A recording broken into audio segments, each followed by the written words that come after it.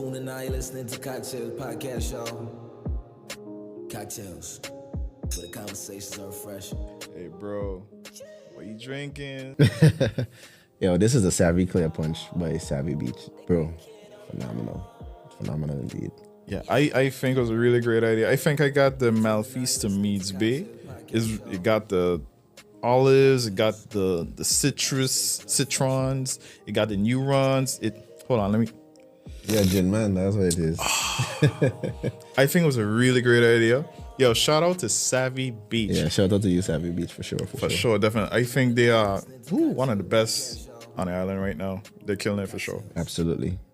But it's good to have you here. Like, it's the conversation we need to have is like straight up, and I think like everyone appreciate it. Is that the men in the Caribbean don't talk about them feelings at all? Like, what's up with that? But think about it. Do you really think we could talk about it as men? Like, all we just hear from everybody, men and women, is man up and, drink some bush tea. Listen, bush tea never helped nobody. I drink bush tea 3 times a day, and I still got stress.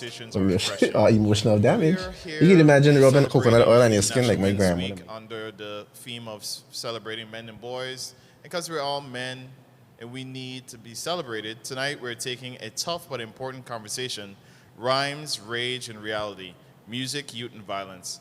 I'd like to make a shout out to our sponsors, the Gender Affairs Unit and the National Chronic Disease Unit, and as well as the AFA for allowing us to use their facilities here tonight.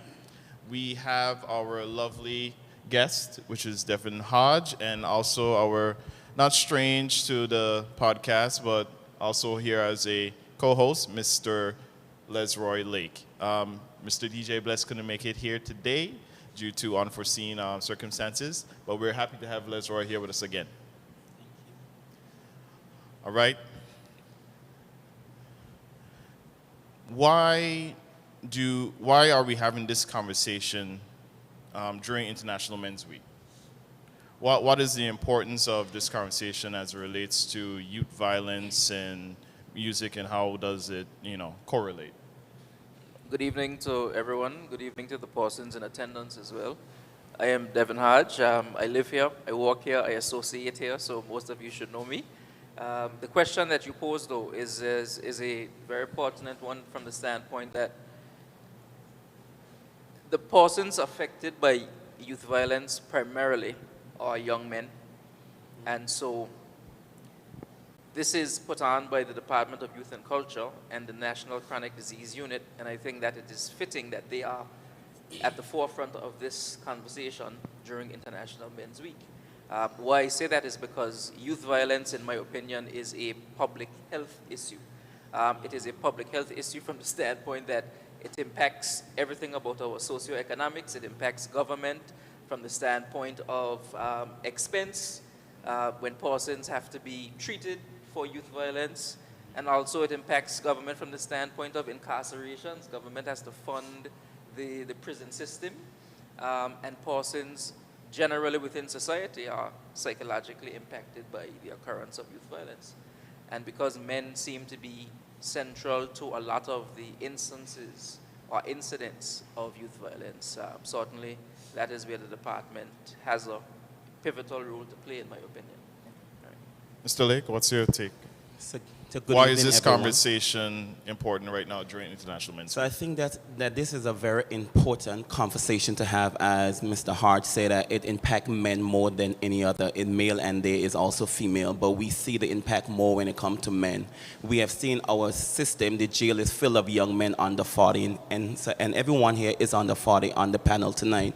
And I think that the conversation really starts with us and how we can improve and how we can help. And as he said, that it's a public health concern, and my background is public health as well, which it drives it home even more how we can impact the young people and we can change this new generation that is coming forward and what they are doing, how does it impact them. While it put a strain on the government, it puts a bigger strain on the family, on the actual community, because everything starts with the community first before it impacts the government. So it starts at home and what we are doing as young men and how we plan to impact them and how we plan to go forward as well to educate these young men or just women as well, because we have seen an increase there as well. And I think it's important that we actually celebrate men every single day, not just once a year. And that is one thing that we actually neglect, where women are actually supported, where women have groups, but men are actually neglected. There's no support or not much support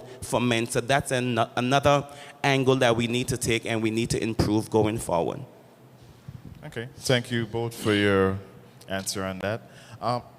Across our community, and I can imagine many others, young men are facing influences that shape their identity from the homes they grow up in to the music they consume daily. Some argue that violence breeds violence, that boys raised in environments of aggression are more likely to carry it forward. Others believe that lyrics and rhythms flooding our playlists may normalize, even glamorize violent behavior.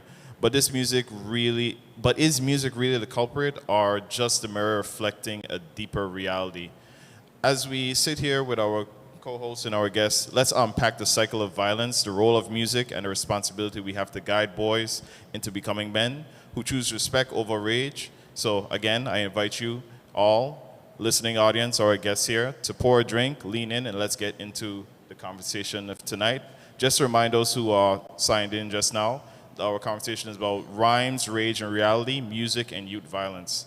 Again, I would like to introduce myself. My name is Dick Reed. I am the host. We have Lesroy Lake, our co-host, and our guest, Devin Hodge. I'll start with Mr. Lake. Violence breeds violence. Is this a true saying? Is it the impact of witnessing or experiencing violence at home or in the community? Do you feel that violence breeds violence?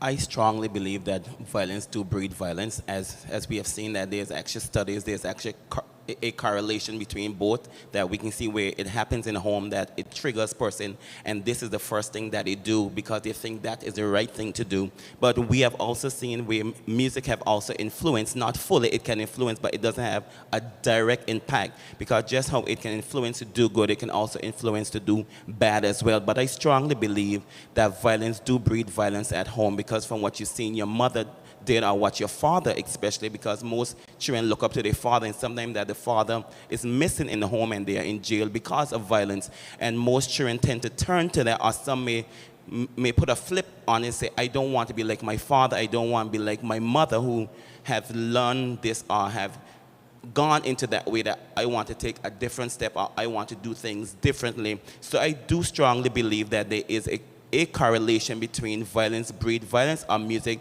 influence violence in a manner, but not fully agree with that statement. Mr. Hodge? All right, thank you for the question. I do think that the concept of violence breeding violence is multi-layered, from the standpoint that when you're speaking of violence, you have to dissect violence into subcultures or simply domestic violence, or it depends on the type of violence you're speaking of, essentially, right? So from the standpoint of youth violence within the subculture, which is what I think primarily impacts on our way of life, I do see that as being heavily connected to retaliation, and it being, in large respect, territorial. And so because you have a history of trauma, it is something that, no doubt, trickles down from generation to generation, especially in a small society, where the impact of the loss of life or injury, serious injury to family, neighbors, friends, etc., can be culturally inculcated into people. And I think that in Anguilla, we see some of that taking place, where if you go to certain communities, persons who are older can tell you stories about ways in which they were impacted in high school, and the younger generation feeling either a sense of apprehension towards persons who come from other communities as a result of that information being passed on, or simply people responding as a result of violence. So certainly it does breed more violence, but I think that society has a role to play, the institutions in society have a role to play. Certainly policing matters, certainly churches matter in that regard, and departments like youth and culture matter, because there is clearly a need for intervention in some respect so that violence does not breed violence and the cycle at least abates at some point. I don't think that you will ever get to a place within our human existence where violence will not breed violence. I mean, we see this in geopolitics. I mean, Of course, yeah. when America invades to conquer an oil field for monetary purposes or political control, So it's ordained. right? Under It's law. retaliation follows from persons in the Middle East who have strong views about whether that invasion was right or wrong. So, I mean, we see this happening throughout the world, and it obviously happens within small societies as well on a more micro level, I would say, as opposed to like a global geopolitical issue. Yeah. Okay, I agree with most of what you say. We also have an audience here. If you would like to chime in on this specific topic, don't be shy. The mic is open. Do you believe violence breeds violence? Is it a true saying? Is it the impact of witnessing or experiencing violence at home or in the community? While we're on that same topic, some things that you would have stated as relates to the trauma. I would agree that throughout generations, we are all traumatized from the violence that ensues within our community. So the question would be now, how do we stop it? How do we heal it? How do we counsel it? Is the counseling that exists now, is it effective? I think I would have had a conversation with, someone who is known to deal with these troubled kids. And through generations of troubled kids, these are the same people that end up doing crimes as they get out of these homes, these special schools and whatnot. They still are, committing these crimes or being a part of the society of crime.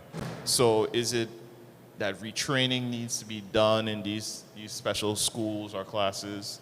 Is it that there needs to be a more focus there? Well, so the topic of tonight is really about how music is impacting on that. And I think for all of the things that you just said, the question is whether or not we have a situation where persons who are vulnerable from the standpoint that they are rooted in this subculture are being exploited by artists for monetary gain. Right? So if you look at the impact of music generations ago, you could see how, for instance, when people like Ashanti and Ja Rule, I don't know if, you may be old enough for that, and some of the persons in the audience would be old enough for that, but people like Ashanti, Ja Rule, and Nelly, they were about hip-hop, but that was almost romanticized. It was more like love and perhaps some elements of sexual desire and that kind of thing. But times have changed, and now the influence is really about hate, and it's about domination of either communities or regions, but through very nihilistic meaning, simply that there is no real appreciation for life, right? But that is being monetized. Okay? So when you ask the question, well, how do we deal with these traumas that impact people? Well, I have a view on what may become necessary at some point in the world, not just for Anguilla, but for a lot of places around the world, and it has to do with the question of whether or not music needs to be regulated. It's a strange thing to consider, and we're not talking about Exodus Band. This is not a concern about local music. This is about the artists like Skillibeng.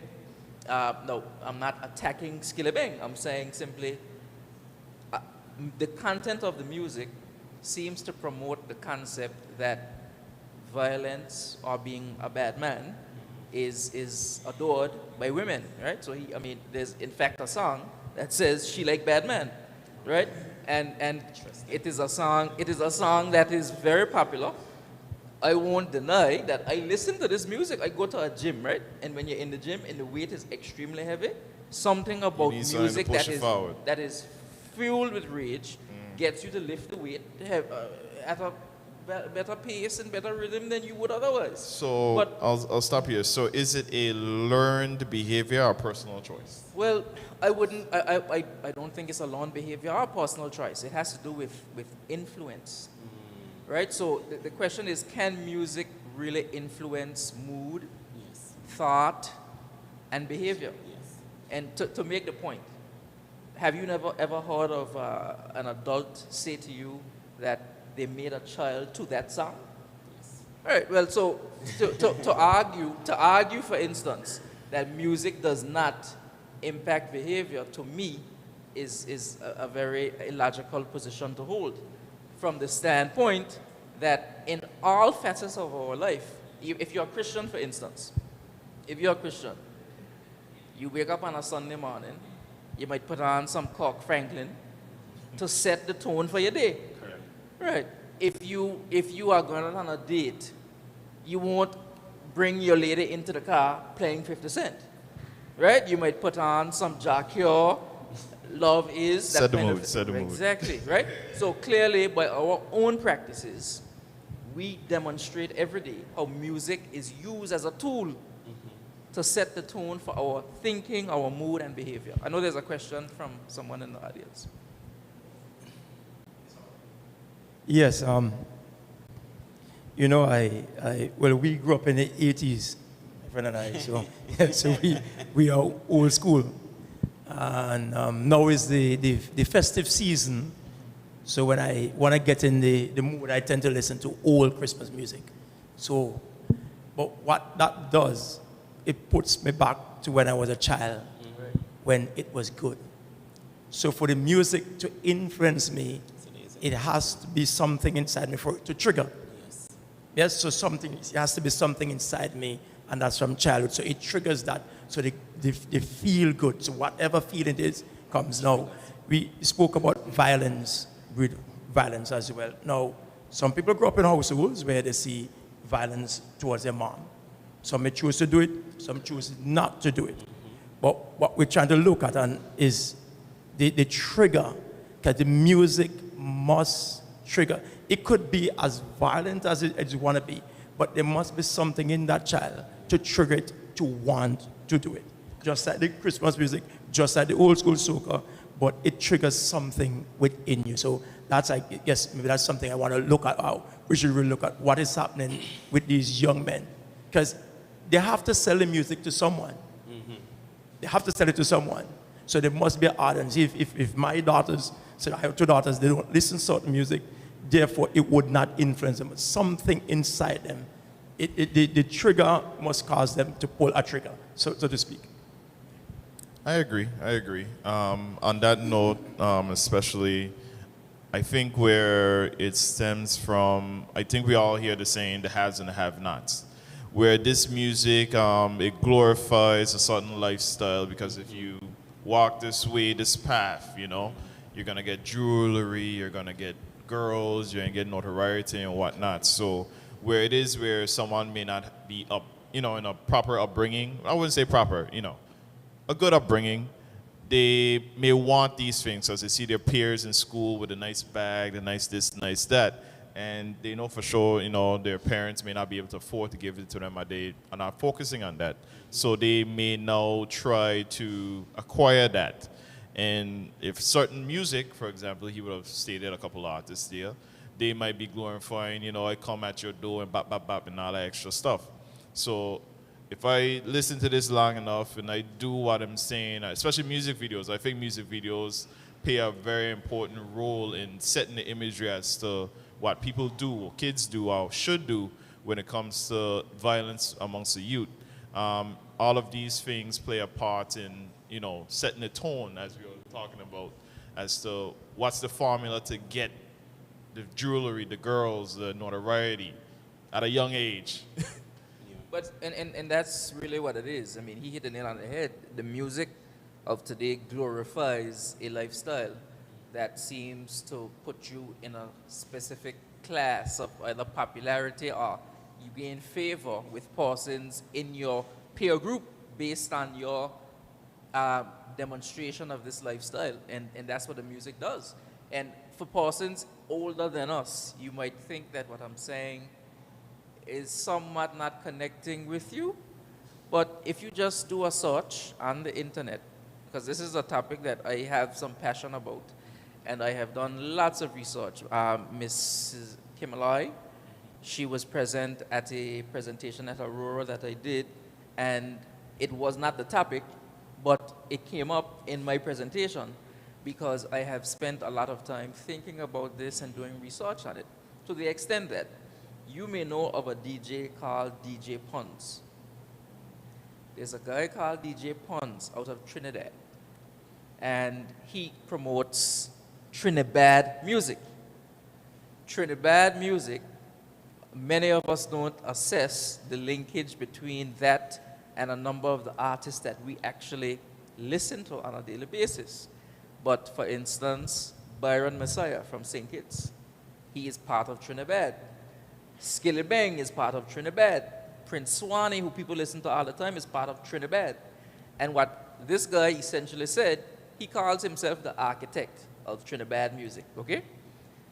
And he himself has said that there is now a blurring of the lines between crime and music, to the extent that the people listening to the music do not see the reality anymore.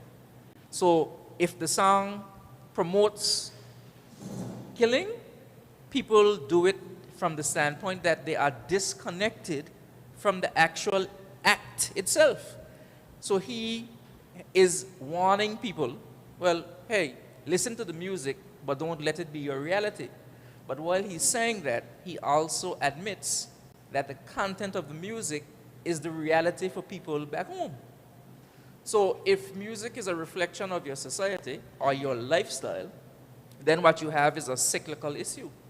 Because people are actually, artists are living the lifestyle that they are rapping about or singing about, and then the people that they are presenting this content to in the society are actually soaking it up because it reflects where they are, right? And so, for instance, in England now, I observed some articles around the same time that I was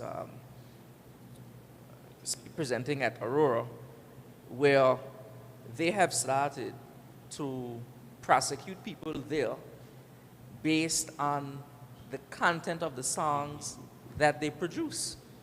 Because what they argue, what prosecution there argues, is that that demonstrates gang affiliation, and it demonstrates intent in respect of that gang affiliation.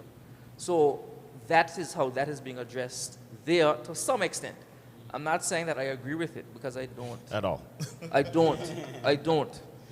But that is happening there. And then there is a next element to it where they have introduced something called criminal behavior orders. So under their sentencing act, if you commit a crime there and you participate in the dissemination or incitement of violence through music, you are governed by a criminal behavior order, which lasts for a period of time as set by the court to regulate your behavior from the standpoint that you cannot be promoting violence or violence breeding violence, retaliation. So these are real issues we are UK, colony. Well, so I mean, yeah. these things But, can come here. I mean, in Anguilla, though, we have a constitution, right?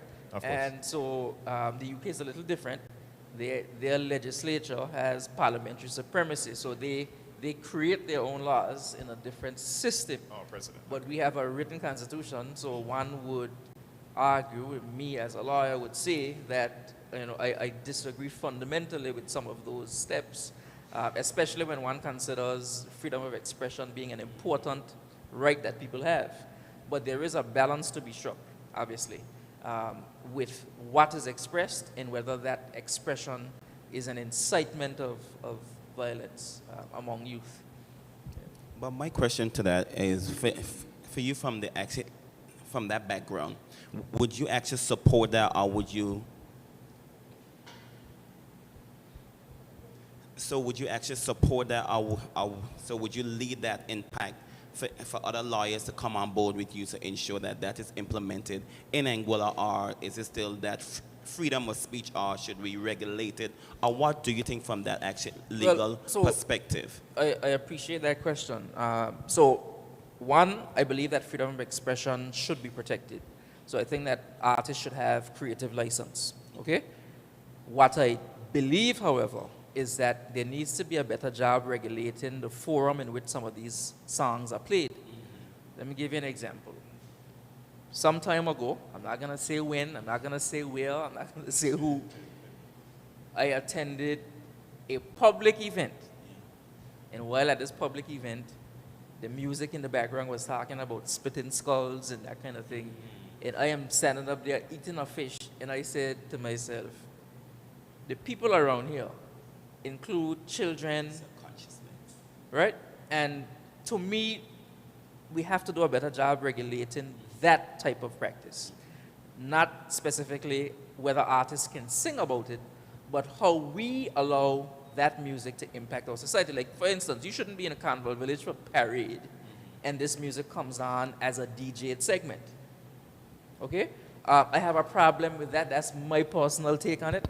I have a problem with that coming on as a DJ'd segment. If a song at a parade, recognizing that the people attending a parade can come from all age ranges, and you have a DJ'd segment, and that DJ segment comes on playing Skilly Bang, I have a problem with it, because what it does, it normalizes Behaviors. It normalizes a behavior and promotes a behavior among impressionable age groups. And if you're trying to eradicate from a society that type of thinking, then to see adults gyrating to that music when impressionable persons are there impacts, to me, your moral standing in society, at least how they understand violence and how they associate with people. Good. So my next question, actually deeper concern, or provoking thought, is the fact that culture, we keep talking about culture, culture, culture. And I've had conversations with persons concerning different type of music. I don't know who's Skilly Bang. Good thing I don't. But however, about music overall, about culture, we hear persons talk about, it is our culture, it's this and that. And the thing is that we have seen generation after generation have done the same thing.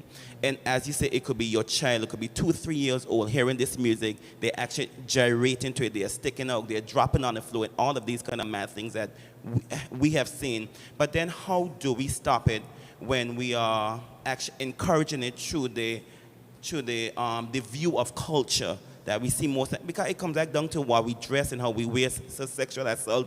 All of these things come down to violence as well. It plays a part in it. So it's a concern for me, how do we deal with that, knowing fully how it influences it directly, how the music influence violence, or it actually influences how we behave, even though some persons may sing songs just due to the fact that it's a hype or it's the in thing, or what persons wrote for you for monetary gain. So that's a deeper concern for me. Well, I think it goes back to what the guest posed earlier, which is that, music triggers something, and I agree with that, because we are not, for instance, out there perpetrating what the songs say, right? So it's obviously important that people have at least a core system of values as it relates to how they conduct themselves. But there's a reality. The reality is that this issue has become widespread. It is a popular perspective now. And so people, even with a core value system, find themselves engaging with this behavior because it is glorified. Yes. And that is the problem. I wouldn't say glorified. I just think we are desensitized and it's normalized. But before we get back to that, because I have some stuff I want to say, we have someone in the audience. Good night. What I think about music and how it links to violence to some extent. Music, first of all, is supposed to be poetry. And for some, it's an expression. People express different things. But if we see, like everything else, music has evolved. And what sells these days come through music. Everything illicit sells, and it comes through music. The other thing is, some of the persons who produce music, the artists, as it were, they are very influential on the younger population. Correct. Some of them are positive role models, some are negative.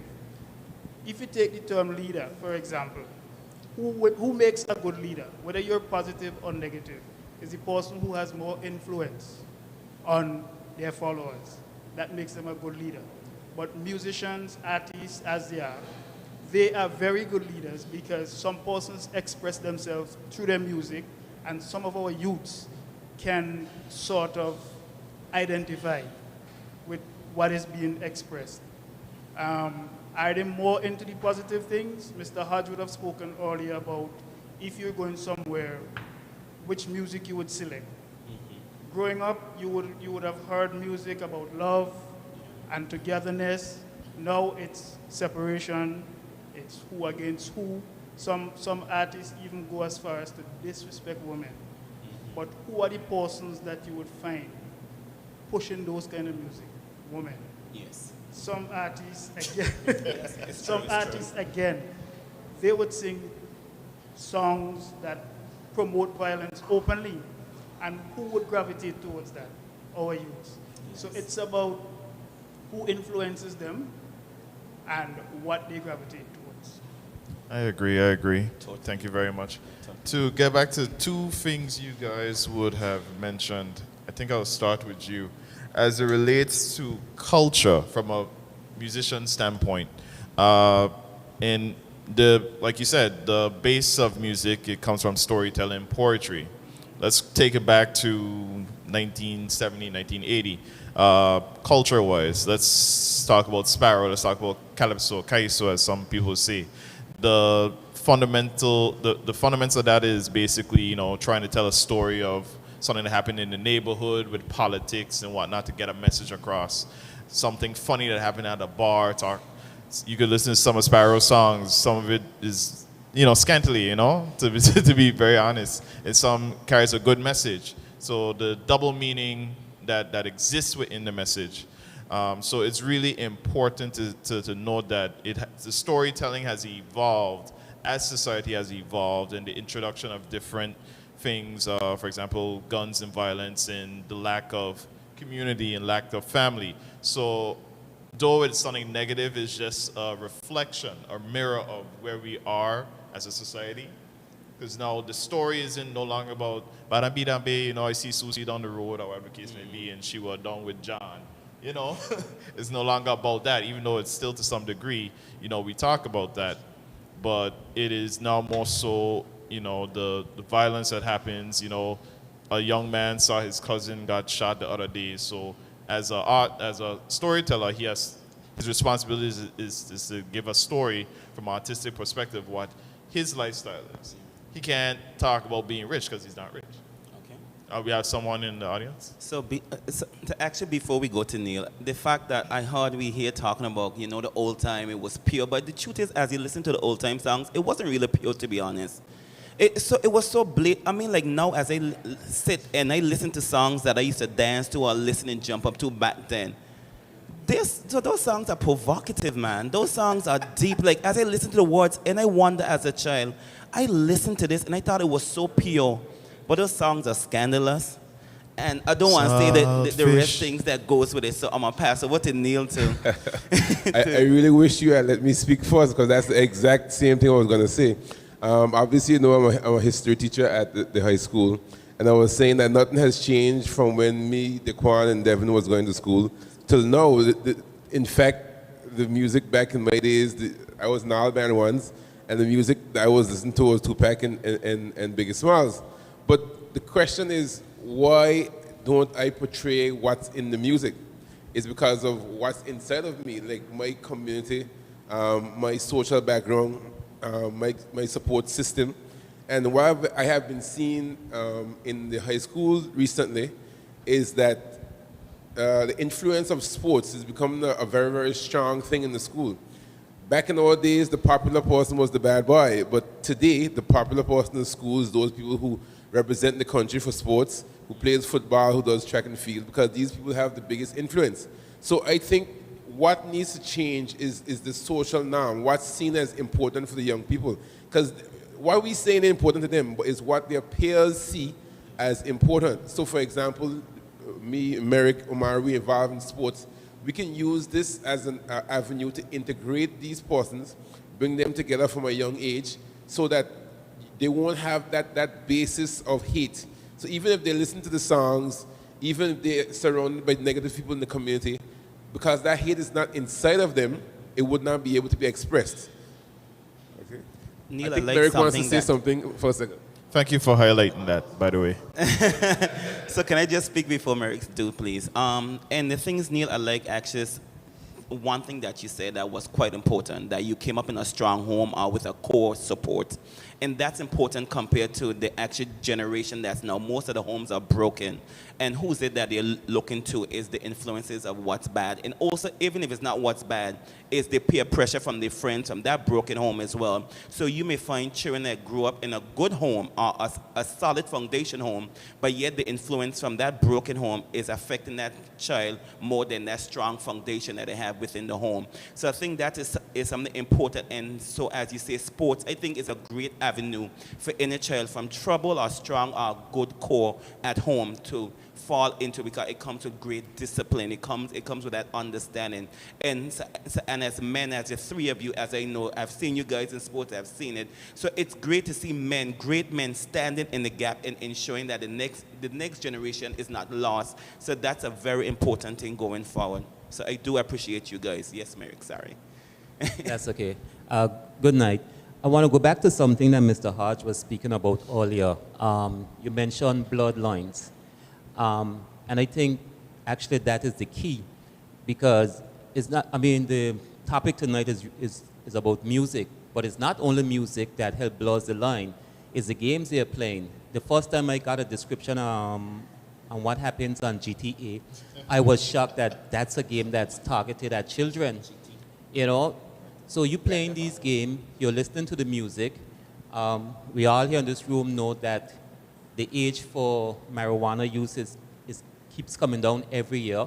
So you add that to undeveloped minds. I think the lines are just being blurred. So I think Mr. Hodge hit it right on the head when he spoke about blood lines. Because you're playing these games where you're shooting and killing daily. You're listening to music that is telling you kill somebody. You're hanging with friends who are talking about it constantly. It becomes you. It becomes you, and you are what you listen to, as someone mentioned earlier. So yes, the topic is about music tonight, but I don't think it can be in a vacuum alone. We have to take everything else that happens within our society and see if that's what's really, really leading us to these matters. I just want to respond to Neil and Mr. Richardson's point. So this is a layered issue. I do think that obviously there was a degradation in society that started years ago. But violence is nothing new for people. Violence existed in the Bible times. Yeah. So, you know, clearly part of our existence is domination for people. It is political, and that also impacts. So territorial warfare is political, yes. Right? So human existence is a complicated thing, and obviously it helps if it is you have a value system steered by a family, a support system, dreams of being an amazing athlete and those things. But as society around the world fell apart, clearly artists saw a market. So they created lyrical content to appeal to that market. And these artists, as Mr. Clark said, are now influential, and they use that influence to generate revenue from people's vulnerability. And the more you have crime, the more that reality is true for people. So that it's parasitic. So I like to take this to Trinidad, and I'll tell you why. Years ago, dancehall was the in thing out of Jamaica. the artists out of Jamaica at the time, people like Vibes Cartel and Bounty Killer and these people. Vibes Cartel went to jail, and I guess I'll deal with that part after. But they were the in thing when I was younger. But Vibes Cartel, for instance, had lyrical content that would be degrading of women, talk about sexually explicit things, some violent things, but very sexually explicit. In Trinidad now, if you follow what is happening there, crime and violence is out of control, and parasitic to that is this evolution of artists who are speaking directly to that issue and influencing the rest of the region, right? So it is a layered issue, but when you introduce, for instance, things like cannabis, you spoke about persons smoking, etc. I don't share the view that this is a cannabis issue at all.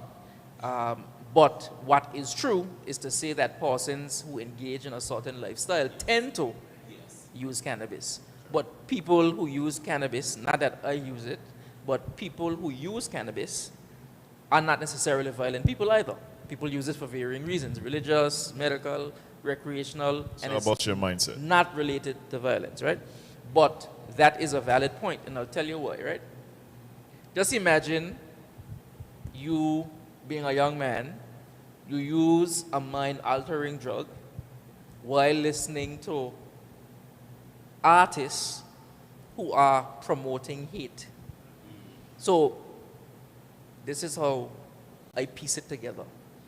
You have young men, perhaps they don't have employment. They sit around under a tree together. They use cannabis. The perception of reality either goes numb or is distorted. And in that setting, they're playing these songs that are promoting a certain lifestyle. And they either act on impulse or together, and it fuels their emotional state. That's why I use the example of what we do if you're going out on a date or you're going to church or whatever. You set the tone for what you're doing.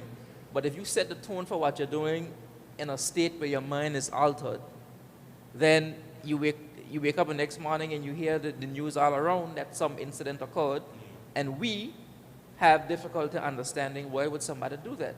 Well, you understand why these things are happening. So it is a layered issue, and I don't know what the answer is, but I do know that in large respect, music is being thrusted upon impressionable people who are dealing with a certain reality, and they're having difficulty distilling what is reality and what is fiction. And it is exactly what the DJ I told you about, DJ Pun, spoke about, and he recognizes it while saying, I am the architect of Trinidad music, recognizing that that is the influence that it is having, right? So I don't know how it is going to be dealt with. My take is, though, that it has to start with some conversation about regulating it to some extent. Not the fact that they're singing, but who has access to it and how society allows it to play, for instance, in public settings. Because when you do that, what you're causing is for people to think, or young persons to think, that that conduct is acceptable by people who want to operate with civility. And it's not acceptable by those persons, but you're appearing to condone it. Sure. Yeah. Mark? So step back to what Neil and Merrick was saying earlier. When dealing with kids, especially teenagers, they have a lot of emotions happening all of the time, especially if they deal with school, home, peer pressure, and other things happening on the outside. Just yesterday, I was coaching some teenagers volleyball, about 30-something of them. So when everyone came there, they came in a rush, but everyone came with a different things happening between them. You know, some was dragging their feet, some was running, some was playing, some was doing all of the sort. You know, so it's like when they came in, the first thing they did was ask those who was dragging their feet what happened. You know, they said there was something happening in school where they were getting bullied, or something of the sort. you know, so they came to volleyball. Instead of them doing something outside of extraordinary, they came to somewhere where they feel safe, you know. So sports, when we do sports, we try to make sports a safe place where you come, where you could express yourself and not feel like I'm attacking you, I'm at you, even though I'm shouting as a coach or whatever they say, maybe I'm not at you, I'm just trying to teach you that there's different things happening here. You come to learn volleyball. You start from the base, as we say, a good foundation, and then we build our way up. So listening to music, because we grew up in the same times, we listen to all kind of music, but we don't act on it. We would say, okay, we listen, like he said, Grand Theft Auto. We played Grand Theft Auto, but we didn't make gun violence our thing, drugs our thing, this and that. That means when they say culture, we do tend to say, okay, we have a drink here or there. We do, some people do over the limit, but we try to, you know, so letting them see these things on a day-to-day basis, how would you expect they to think? Like, okay, as you said, this is a norm. But if I explain to you that, okay, this is something you see happening every day, but these are the results of what can happen from an early stage where you feel that your understanding should be expressed. In terms of, they say, I would go smoke a joint. They say, okay, why are you smoking a joint? Then they would say, oh, something happened today and they didn't know how to deal with it, such and such. And they didn't have nobody to talk to. So those type of avenues we try to open up as coaches, as whatever we in the sports industry. You could come here and relieve your stress, come play some sports with us, and then and with that happening, you also get opportunities to go away, represent the island, go to school, and other different avenues for when you come to sports. You know, because we do see a lot of aggressive teenagers, like real aggressive. When they come there, when you realize what's happening to them, you say, okay, you could relate because back in the day, you know your mom used to beat you a lot. I don't even get a lot of licks, but I get a lot of licks. I get a lot of licks. And I realized as I got older, when I was doing certain things, my little brother was watching me. So when something happened, I realized he reacted the way I reacted, and that was wrong. So from then I said, okay, I need to change my mindset on what I'm doing. When my mother beat me for something, I don't know as the reason yet, but find out later on that, okay, I'm doing this wrong, they're following. I'm the eldest of a couple siblings, so they're seeing this and they keep reacting. Say, okay, if I change my mindset on the way I react to certain things, I could help them react a better way than lashing out, throwing tantrums and whatnot. I cannot stop them from doing what they have to do, because at the end of the day, when they get older, they have to make their own decisions. But at least they can see that from growing up. My older brother, because we got a lot of older brothers throughout the village, throughout your neighborhood, there's always some older brother, even if it's not your brother, but that's someone you're looking up to, you know? So the way they react to certain things, like, okay, that person hit him, but he didn't fight back. He calmly stepped away. But then there's others that if this person hit, they're gonna fly. So now you have, as the younger person growing up, you gotta know right from wrong. Is this the avenue I want to take, or this the avenue I want to take when certain things is happening? Just like when last year when we went into the prison, the block is always there. But now it's your choice whether you're gonna go to the block or you're gonna go past the block and do what you have to do. All right? So violence to breed violence is actually what you're saying. And as he said earlier, that there's those trigger factors, things that you see and that escalate that certain behavior. So you are trying to show your brothers that role model in the fact that you don't let that trigger force you to actually become violent and to do the right thing.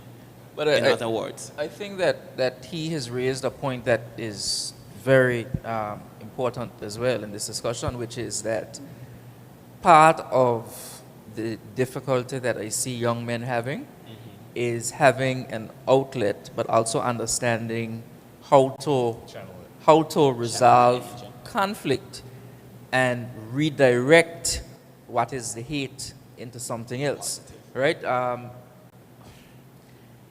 Perhaps he's correct to say that we need to do more, right?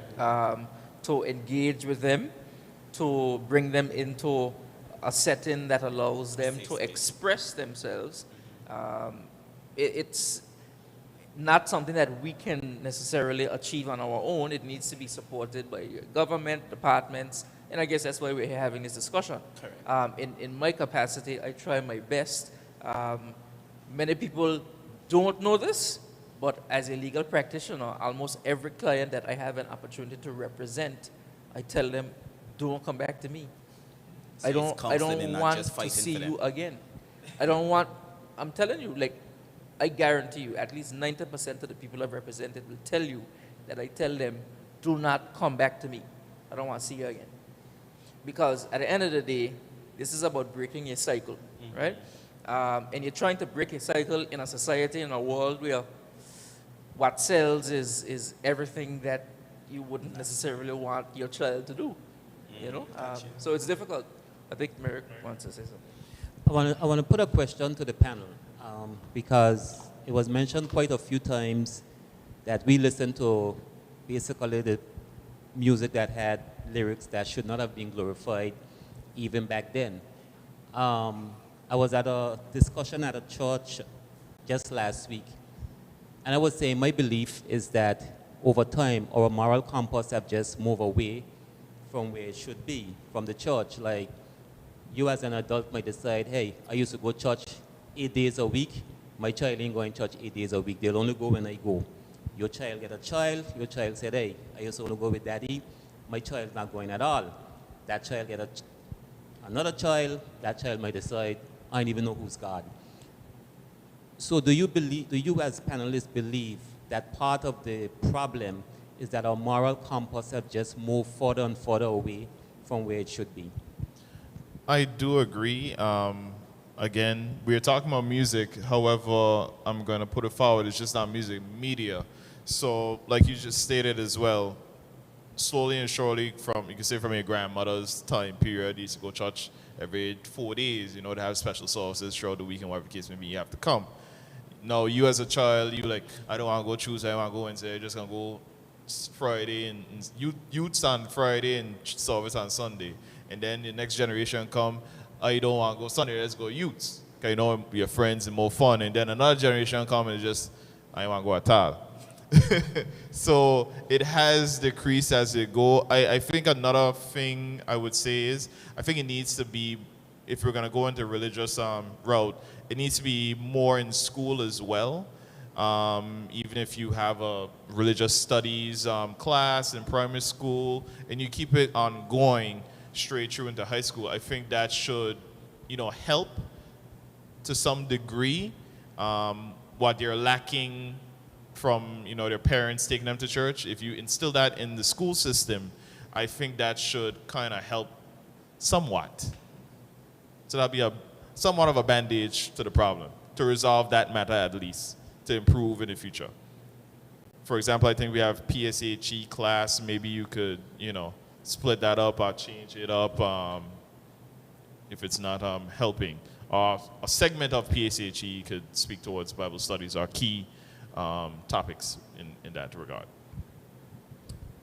To your question, I do see that as being a very important aspect to at least regulating behavior, but I also can think of persons who are agnostic, atheists who don't go and kill people. So it may well come down to persons having an appreciation for right or wrong, in the sense that some things are acceptable to human existence and some things are unacceptable to human existence. To blame it solely on an absence of attending church may not be it, but I can speak to my own choices, obviously in respect of whether I want to be violent towards anybody. You would first think of, well, what is the right thing to do in this instance and what is the wrong thing to do, right? And that, for me, would be rooted in a Christian belief. But for persons who don't attend church, it doesn't necessarily mean that they are going to do the wrong thing based on an absence of a Christian foundation. So it may well come down to teaching young men how to positively associate in society and showing them what their place is. So opportunities, how they can positively impact their community, how they can positively have an impact within whatever circle they're in. Perhaps avenues like that are important to shaping them, and it starts from primary school, right, up to high school. So one of the things that I've always thought was something to reconsider on a small little island like this is, I appreciate that you have to have zoning for people to attend school, but is it really helping our society? So I went to school at Sonoran School at the time. Persons attending Sonoran School had poor relations with persons from Road School at the time. You go, you play football, and you have tensions on the park that emanate from competition, right? But competition with people coming from different parts of the island. And then you go to high school, and this conflict that existed from primary school continues into high school. That may contribute to it, but then how do you explain what happens in other islands in the Caribbean? So for us, I think that we need to perhaps look at some of that, because I think that a lot of the issues that we've had recently are territorial. And so even if you went to church, it doesn't stop you from being mad with somebody who you had a gripe with when you were in primary school because they came from a different part of the island, right? Because you continue to harbor that distrust for the person or the animosity that was born out of competition then with our parents supporting us being in that competition, and then you go to high school and it just continues to fester, right? And now you have a generational issue where people are traumatized, hurt, and their families are affected by these things that happened in the past. It may well have started from something as simple as not an issue of whether they attended church, but a conflict that occurred during a sporting event because they come from different parts of the island representing a school from a different part of the island. It may be something to consider. Okay, I do understand your standpoint, the both of you, but I do strongly believe church plays an important part in the community or in the family. Because as you said that the atheists may not do it, but the atheist values are actually the morals from the Bible as well. So it's still those strong fundamental morals that we actually believe in. While so that you may go to church and do the opposite, but who is teaching who at the end of the day? And you talk about sports. Sports is a thing that can bring you together or it can separate you. And what you said is so true, because that I went East End school, but when we play sports, the rivalry is there against Valley, West End, or whoever. But then a next strong biblical principle is actually forgiveness and not to hold on to that of what happened on the field. That 90 minutes is the 90 minutes and that's it. After that, we are cool. So we are still family.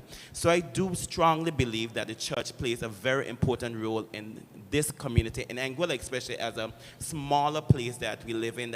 So we all family one way or the other. It may not be biological, but you know somebody, your mother may have grown up with my mother. And the thing is that I was sent to church even if my mother was not going. You catch a bus, you are going to church because you need to learn those biblical principles. And I have seen how they have helped me fundamentally in life.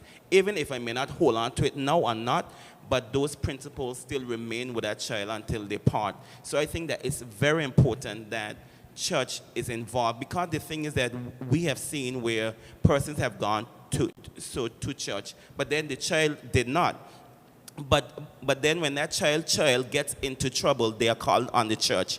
The same church that they are cursing on, the same church that they are calling down, because they have that choice. But then the choice, so if the pastor decides not to pray for that child, isn't it the pastor's choice? Because then the pastor is actually, then the pastor is cursed out, God. The pastor is this, and the pastors that are just the church or the believer or whoever it may be at the end of the day. So I think that the church plays an important role, and we must have that balance at the end of the day. That's my view. I agree. Let's talk about the role of father figures, mentors, like people like Mari and Merrick. And yes. Yes, We that's have, actually a question I wanted to ask you. No problem. We spoke a lot about influences, and that's basically where the more influential people could actually get these young ones and influence their mind. And we tend to, as we see, the popular ones are the ones who, I said this a lot, tend to be role models, not necessarily the best role models, but the popular ones tend to be role models. How difficult it will be now to have the ones who should be role models. father figures, big brothers, uncles, how difficult it will be to get these type of people, these role models who we want to be popular as our community. And if that can work. Well, I'll use this example, like wrestling, right? If you want that guy to be the WWE champion or whatever the case may be, you're going to put all the lights, all the bells, the whistles, and you're going to put the industry on his back. And whether it works out or not, you're going to send him forward and you're going to push it.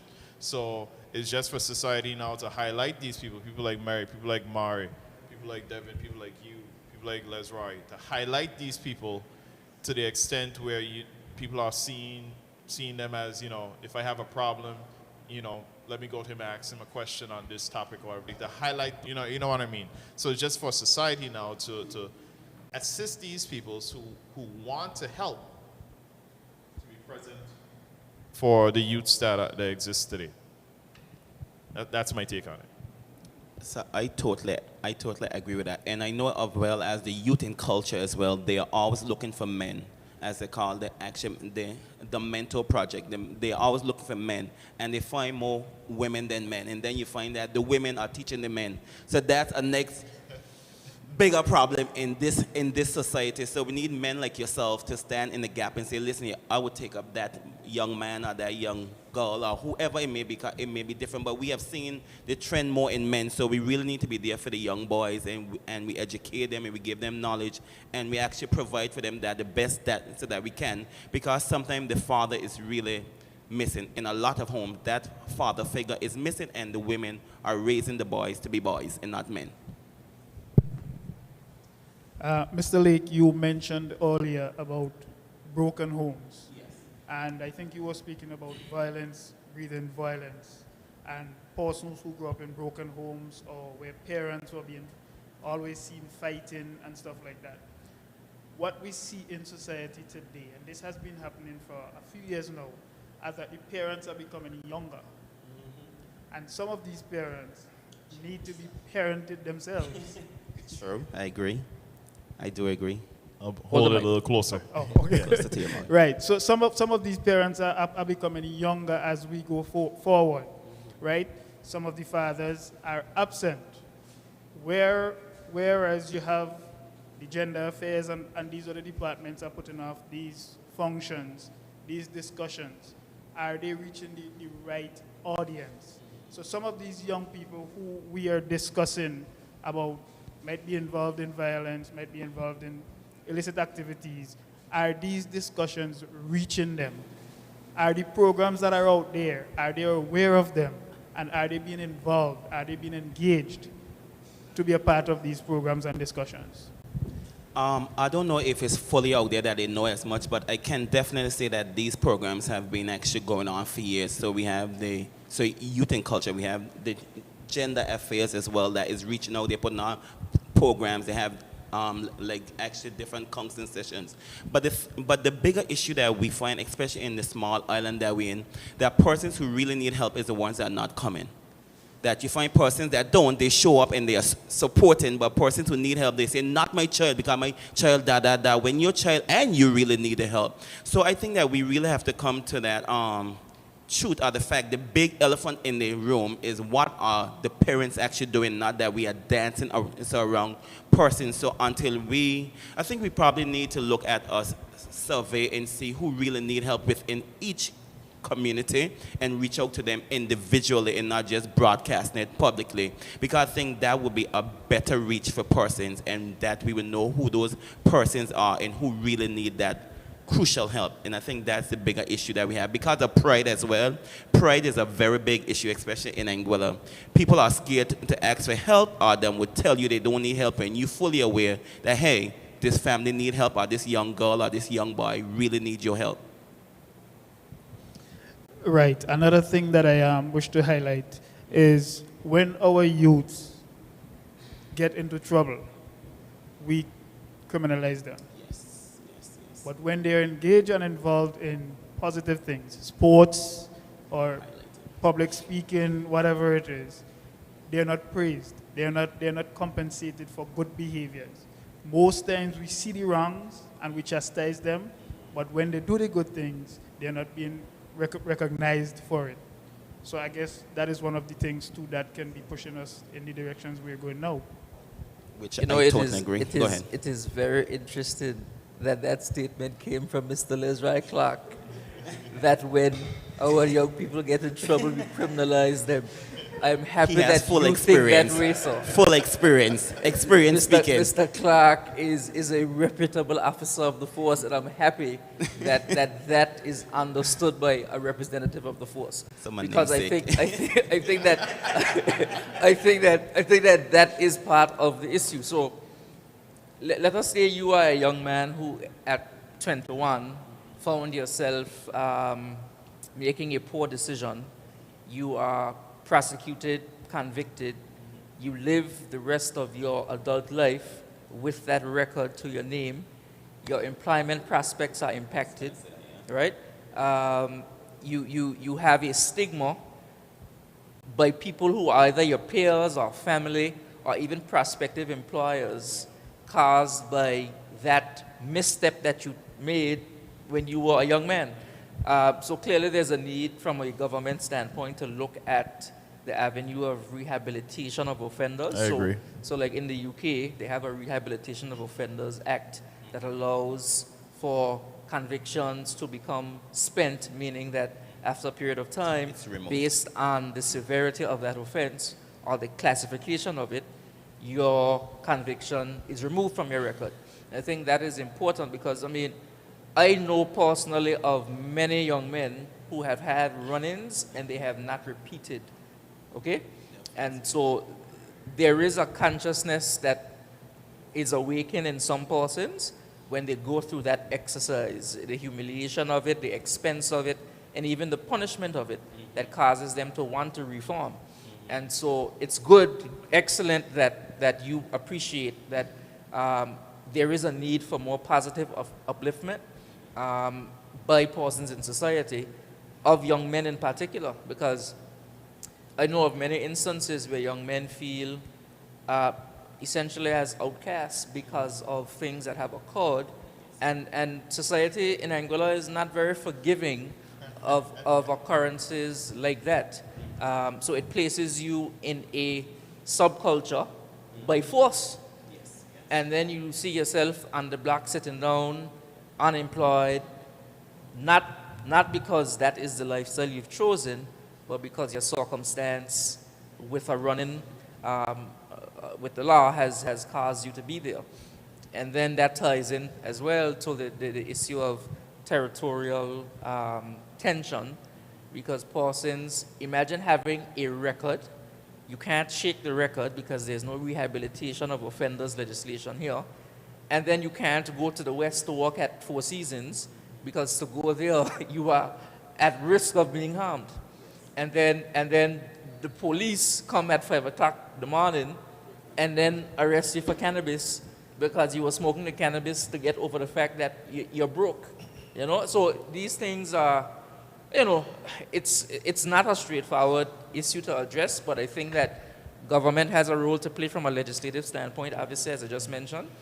And then society, people who are positive influences have to step up, engage, and see if you can redirect the energy of some of these young men to something more constructive. To highlight Mr. Hodges' point even further, because it's something I have noticed, you know, just looking around the terrain on the island. I think there's a huge disparity as it relates to where income is.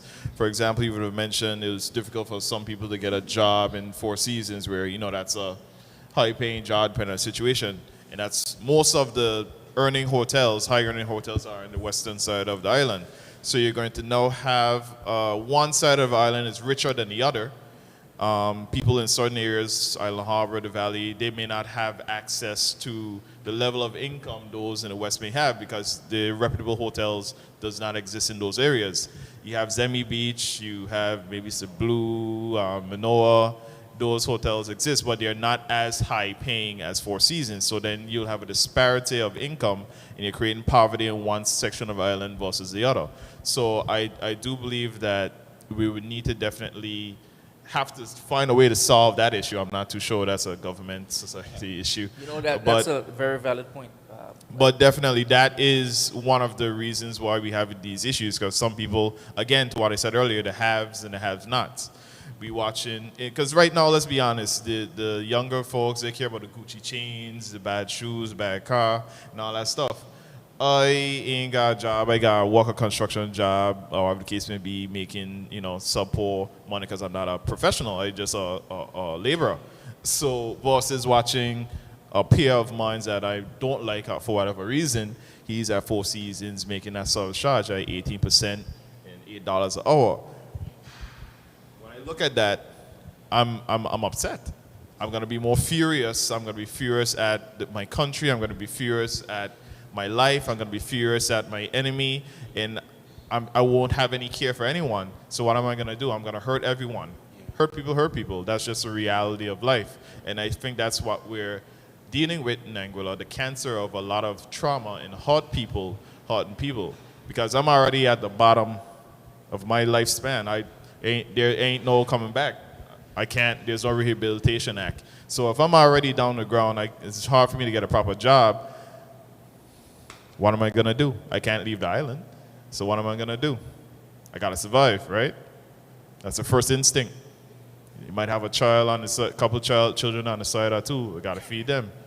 What am I gonna do? So it's difficult for you for sure. It's difficult for all of us, but that's just the reality of our life right now. So I think we need to really find a way to fix that balance, however we can. I like where that discussion was going, but I had a question for Mr. Hodge from earlier, and I really want to go back to it. When you were speaking about creative expression, and you say you don't really have an issue with it, but how far does creative expression go, and at what point?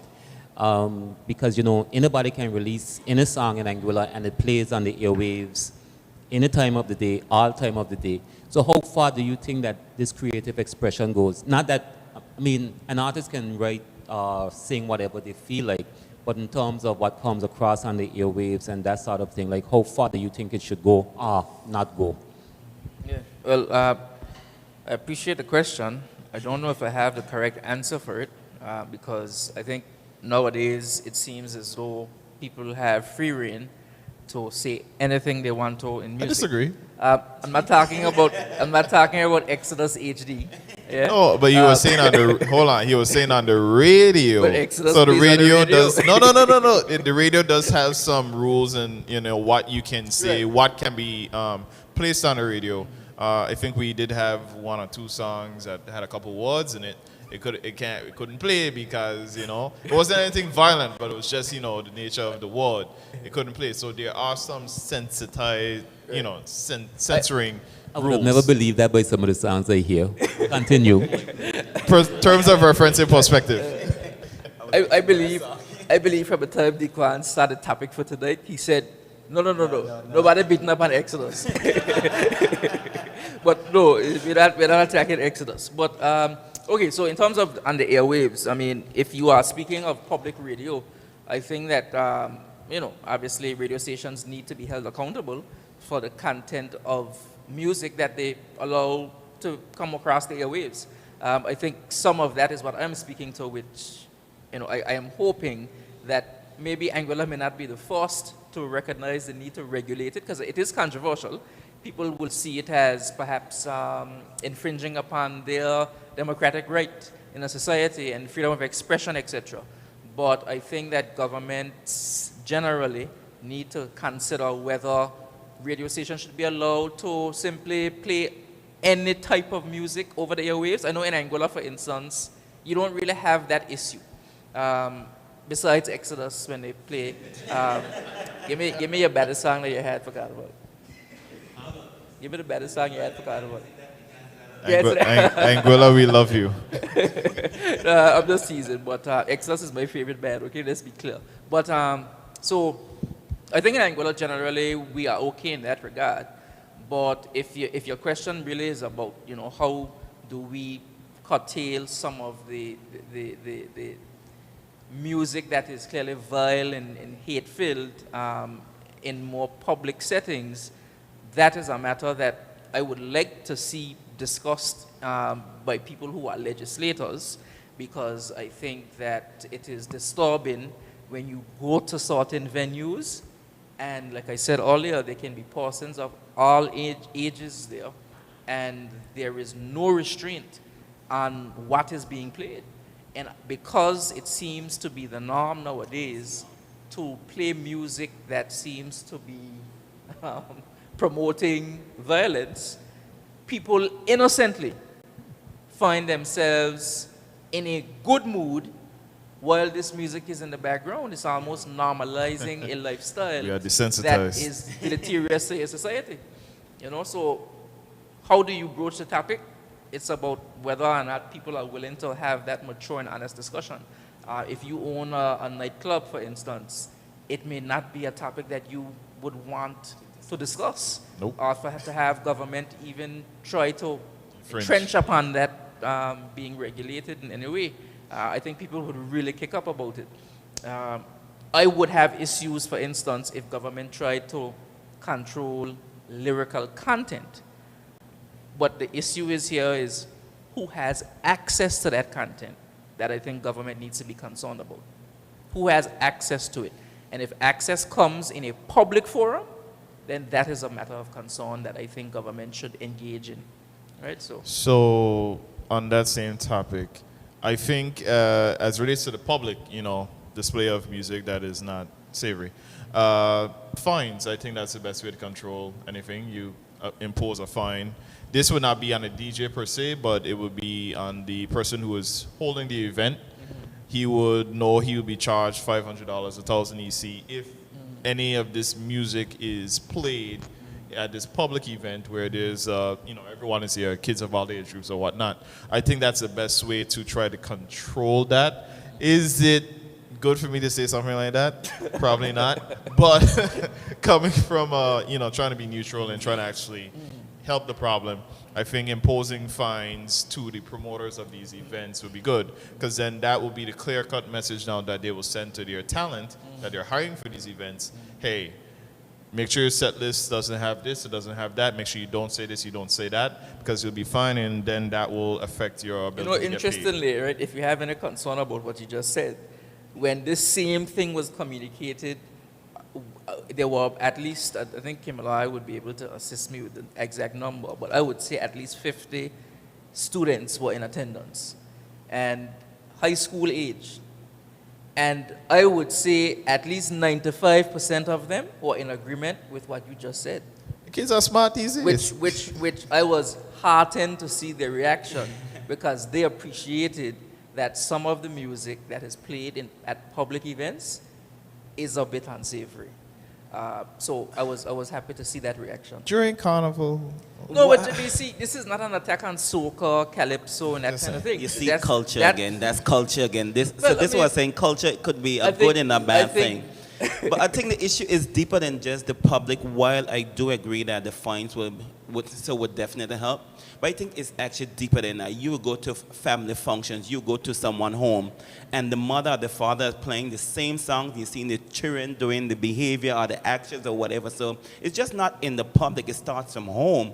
And that is a bigger issue that we have to face. And that's the elephant in the room for me, and not just in the public domain. Let's not forget, I mean, we are talking about the public and we zeroing in on Anguilla. But let's also remember that almost every young person now has a smartphone, has a device. And there are social media, and there are all these apps that they can access, and they can get everything in the most explicit ways. So let's not forget that as well.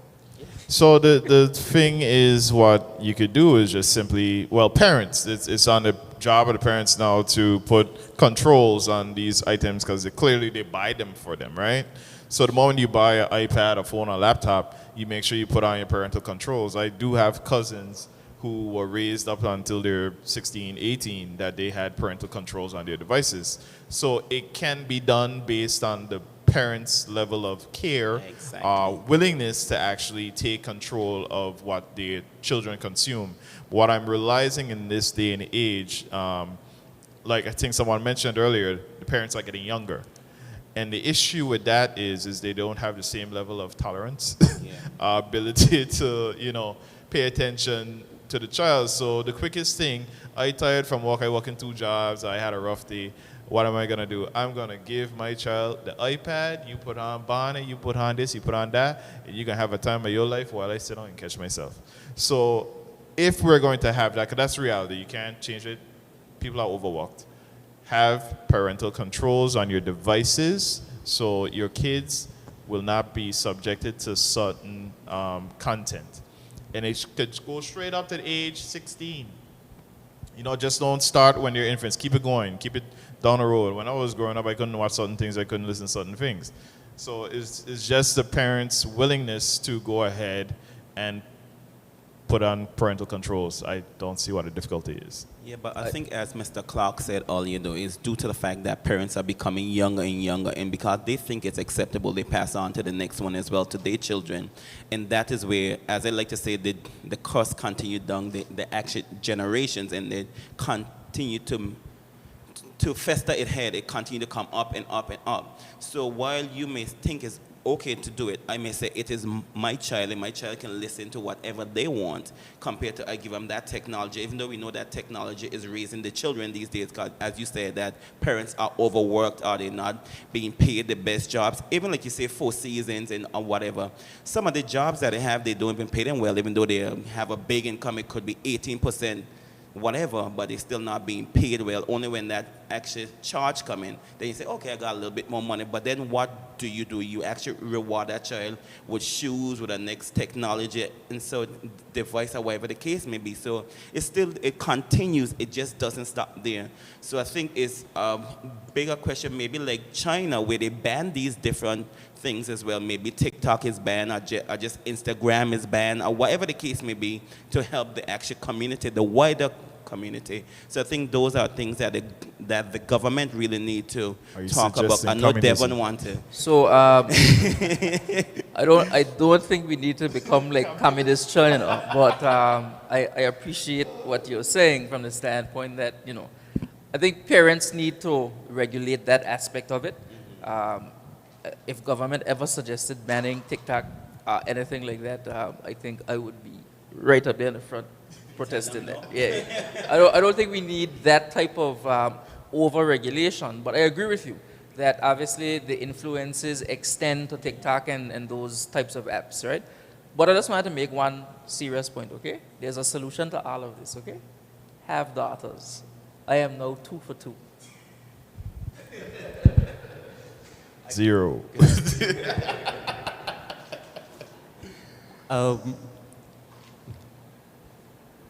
To follow on,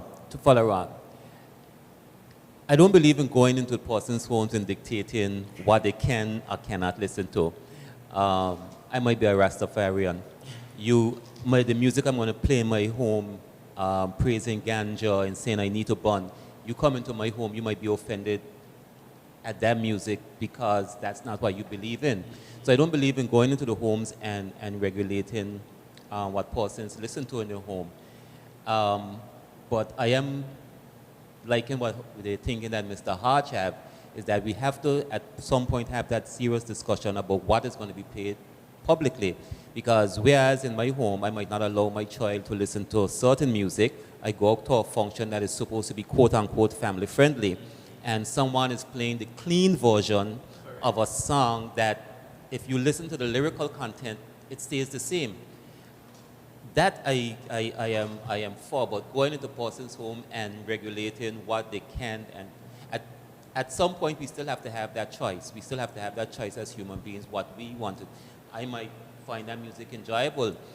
As a matter of fact, I listen to all the Jay-Z's and the Pac and the Biggies. Then I got children and I hate my CDs. They still ended up listening to the rap music that I can't believe that they ended up listening to in any case. So it's not even sometimes about what you do, because we still have to remember that we are influenced by everything around us. And as you get children, you realize as they go out into the world, their friends have way, way more influence than you would ever have as a parent over them. So going into the homes and regulating, nah, that's a no for me. But we do really need to have that serious conversation about what is going to be played publicly and for all our consumption. So that leads to a bigger question. How do we create this space where young men, boys can thrive without hearing toxic messages? So that's at the end of the day that we're trying to come up with a solution to that. So how do we create that space for them? So, I mean, I'm assuming that I must answer, but It'll be nice. how do we create that space? I don't know whether that is straightforward. It really starts with there being outlets. I don't know if Anguilla has enough of that in place, at least in a structured way, right? Growing up, what was available to us was really a choice, whether you would spend your spare time and go on the basketball court and play with friends. Oh, that's a good point. A choice whether you would attend a sporting event or a training on the park. Like in my case, after school, I would go on the park to either run and practice or football, or you would go and play basketball in your spare time on the court over here. But that's a choice, and it's not structured. It Right? needs to be structured. So I agree. I know, for instance, like the Department of Sports, they have a plan or a vision as to a sporting facility fit for purpose at some stage that would be able to be used as a venue for people to come together and in healthy competition, right? I think it goes back to something we were discussing earlier with how people develop this hatred for each other coming out of sporting events in primary school. But facilities like that would allow persons to realize that there's healthy competition that you can engage in with persons within your peer group. And perhaps if persons are able to associate in more positive settings as opposed to being so divided with how they associate, then there'd be greater familiarity. People would mean more to each other because we would then be actually a community. If I could call up Lesrai from Easted and say, Lesrai, come on the park and let's play this game of basketball. They tell me you're going to beat me in from last year, right? At least there is a venue for us to congregate in a positive way. It's not to say that people won't have conflict there, because it's within our humanity that we will have disagreements. But at least in that forum, you can build relationships, right? And so maybe that is a good start for us. Maybe Merrick is here. He can take a message back. Let's use, I know the budget for this year is already set, but for next year is already set, but maybe, 2028, we could hear some discussion coming from the opposition benches as to how we could create a center for young men to congregate and positively be positively impacted, whether through a structured program of this kind, where people go in and engage with them, or sporting events. Sporting events is low-hanging fruit because persons generally like competition. Yes. Yeah. So something like that could. So I have a question for Merrick. You've been around for the test of time, as we can see. You're still batting though, still batting. But you've seen a multitude of young men grow up in different lifestyles. What would you say has been the most defined change? Because we did have community. We used to have sporting events all throughout the community, through high school, even under 21, under 18, business leagues, with young men coming together and just associating with each other. It doesn't happen anymore. Why is that? How can we bring that back? I think that's really important. I think we were together as a community more back when that used to happen. Yeah. Or is it not highlighted enough? Is that the issue? I actually don't believe it's just one issue. But one of the issues is, like I brought up earlier, our moral compass. I just do believe it has gone away. And it's not just about a church issue, but for a long time, the church was and still is our moral compass. And I think we have gone further and further away from it. I'm not saying that you have to be church-going or you have to be a Christian to have moral values. You don't, like Mr. Hart say, the atheists can have moral values even better than some Christians. but that overall moral compass that you teach your children from an early age, that they learn from Sunday school and in church, the things that are important that stays with you throughout your life. Most of us are 90% of persons or 95% of persons who grow up in the church, they have that little thing that sticks in their head and like, hey, this is wrong, and it sticks with you. And I find less and less we are just moving away from it, and I think that is one of the main issues. The other issue is we are so influenced by American television, American music, American style. I mean, I was shocked when children walk around here, yo, dog, which is a total American slang.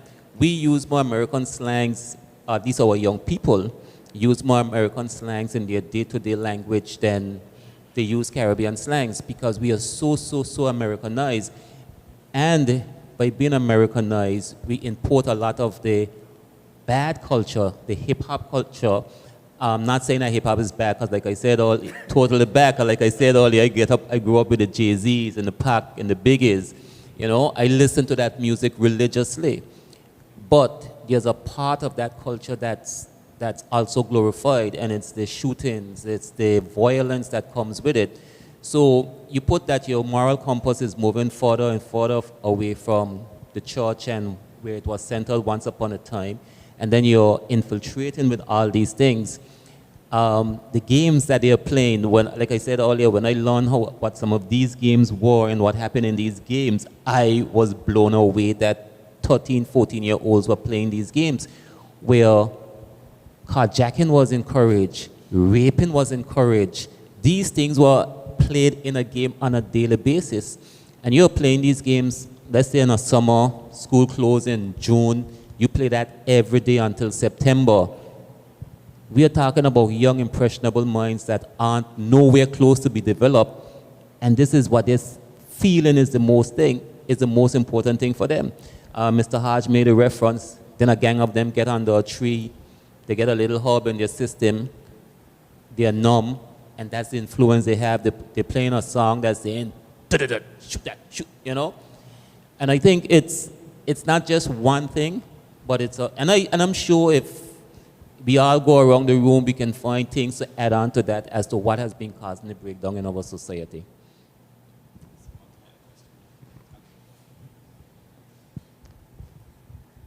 Yes, you had posed the question earlier on about what could be done to get to help. But I know for my part, but I'm an owner of a gym, so I do have young men come, and I wouldn't allow them to come for free because they have to learn responsibility. But I do waive certain fees to encourage them to come because it's a good way for them. I'm also involved in a program where we just started this men's ministry where it's only for men. You could come and where we discuss issues affecting men because there are issues affecting us. And if we don't deal with it, we are going to allow those issues to visit the young men. So we ourselves need to take accountability. Thank you. Yes. Also, there's a Speak Your Truth campaign. It's in its infant stage, which a colleague and I try to get involved in that, which the Gender Affairs, Miss Murphy, is really trying to help us with that, and hopefully get Ministry of Education on board, so we can go into the schools to speak to the young people.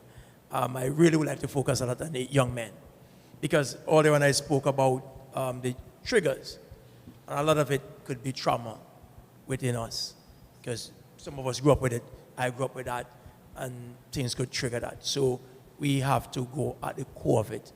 And we will need help, I'm just saying that we are starting and stuff like that is out there. And things like this I love to be a part of so that we can really get to these young men and young women. Thank you. All right, guys. This brings us to an end of our lovely event. I would like to thank all our guests here. I would like to thank Mr. Lesroy for being here with us and Mr. Devon for being here with us. I would like to thank our sponsors, the Gender Affairs Unit, and also the National Chronic Disease Unit for allowing us to be here, and AFA for allowing us to use their facilities. Again, guys, this has been the last season of this year for CockTales, where the conversations are refreshing. Thank you for tuning in, and follow us on our social media page. Good night.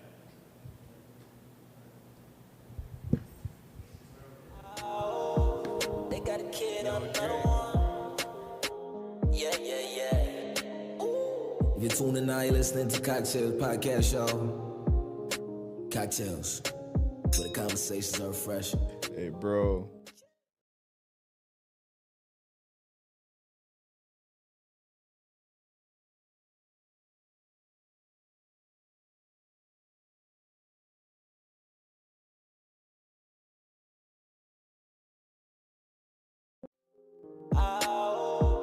They got a kid on another one. Yeah. If you're tuning now, you're listening to CockTales Podcast Show. CockTales, where the conversations are fresh.